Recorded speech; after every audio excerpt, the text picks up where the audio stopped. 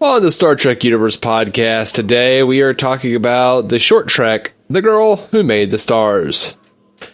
Right after this.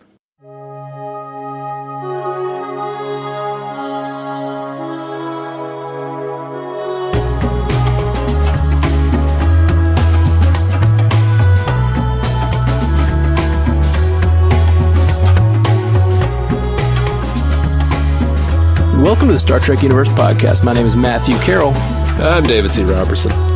How's it going, man? Hey. I don't know. Welcome back. Welcome back. Let's talk about this short trek. Yeah, man. Let's dive right in. Let's talk about this thing. I said yesterday that short trek Ephraim and Dot was the least Star Trek thing I've ever seen. Yeah. This is slightly more Star Trek. And that's you think? I think do. this is slightly less. Oh, yeah?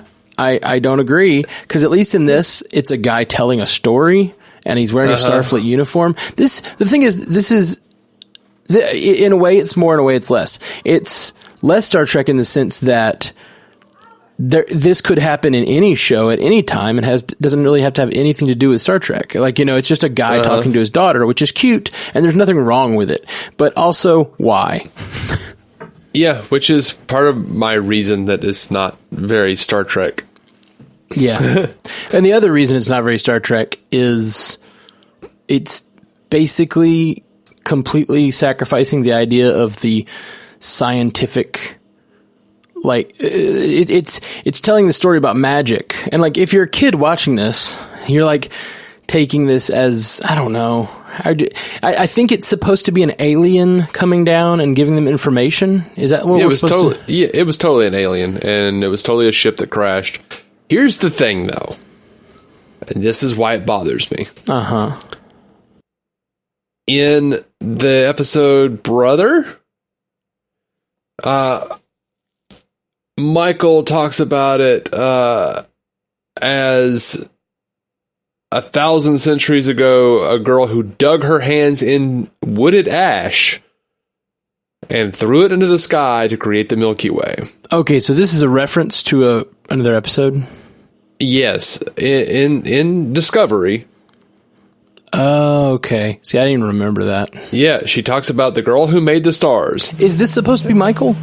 Yes, he calls her Michael. And also the guy who is the guy doing the voice of the father is Sonequa Martin Green's husband, who played her dad in Discovery. I didn't catch that.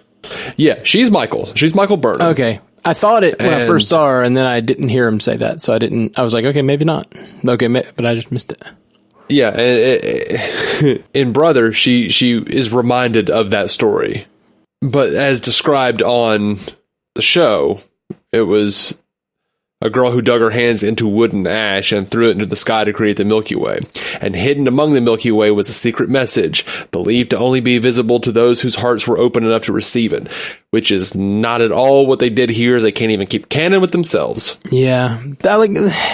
Again, see, I thought it was fine. I thought this was fine.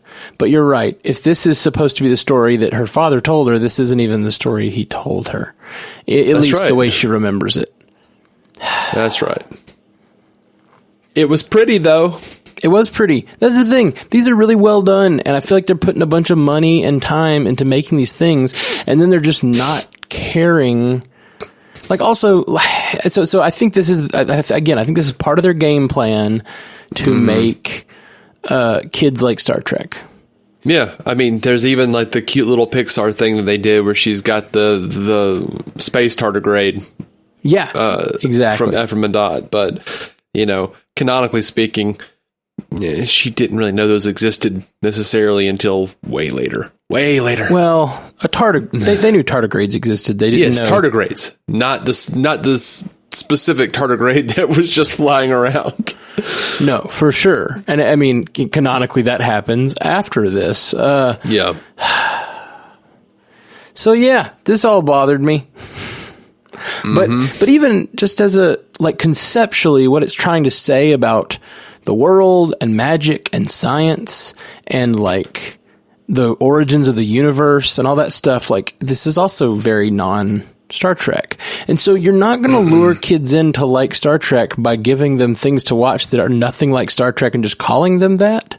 Yeah. So is their game plan to just have like a bunch of parents showing their kids this stuff so that they're getting their kids primed to like Star Trek later? I don't know. I don't know what the game plan is necessarily. I would assume that is the game plan, but I can get behind the idea of wanting to do Star Trek that looks like Pixar or whatever, and I'm fine with that. But I don't even like, because I think the point of this was, you know, the girl finding her own confidence, finding her own light, etc. All that. Yeah.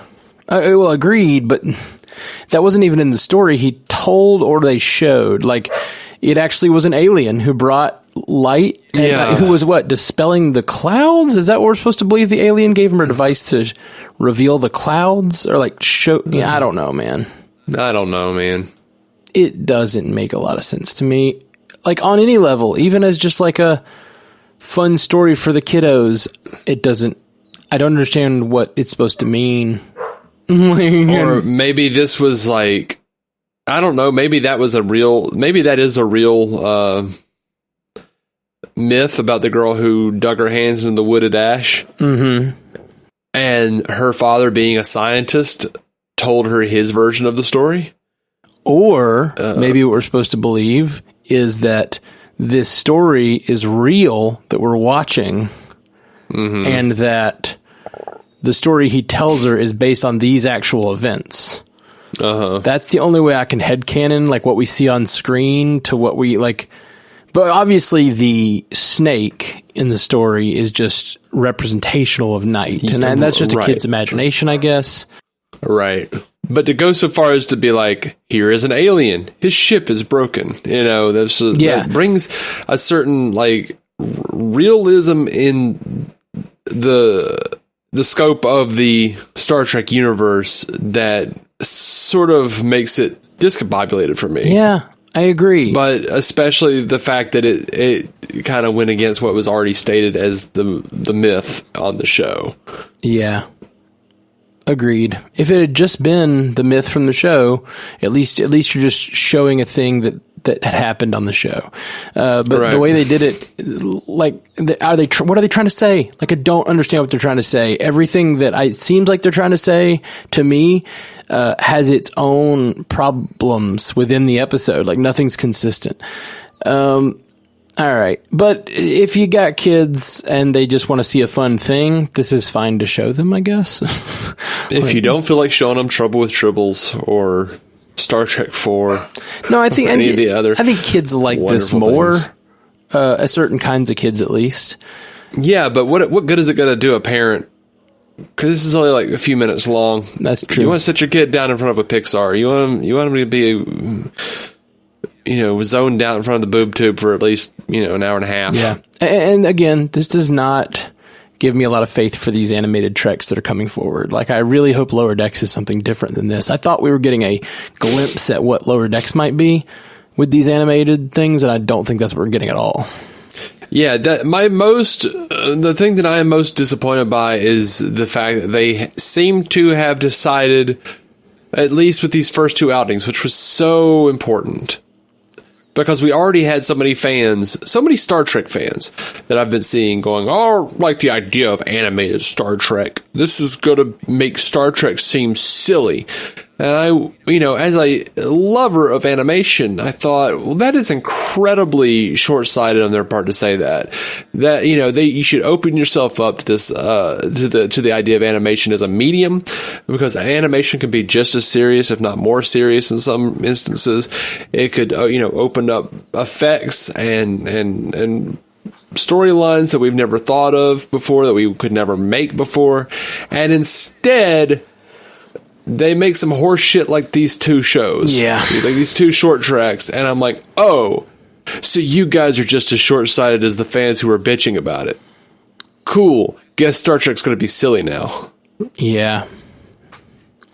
All right. Well, so we don't like these short treks, unfortunately. Yeah. And I wasn't a fan. Again, as we said yesterday, we're not the guys who hate this stuff. We're the guys who want to love it. And indeed. All right. Just care a little, guys. Care a little, CBS. Let me come check your...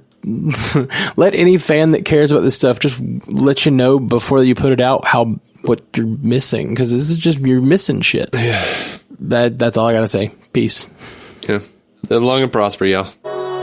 To reach out to us, hit us up at StarTrekUcast.com, at Star Trek Ucast on Twitter, or search for the Star Trek Universe Podcast on Instagram or Facebook.